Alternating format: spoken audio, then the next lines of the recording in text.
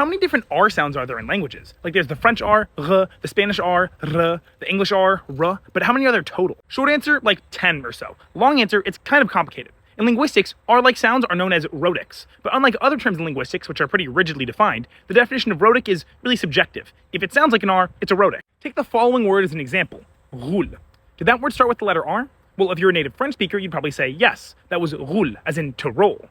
But if you're a native Arabic speaker, you'd probably say no, that was roule, as in a ghoul. So even though both French and Arabic both have the sound r, in French it's considered an R sound, and in Arabic it isn't. Which means whether or not something is rhotic or not is not an objective linguistic measure. It's actually a subjective one. My favorite example of this actually occurs in English. Take for example the following word, auto.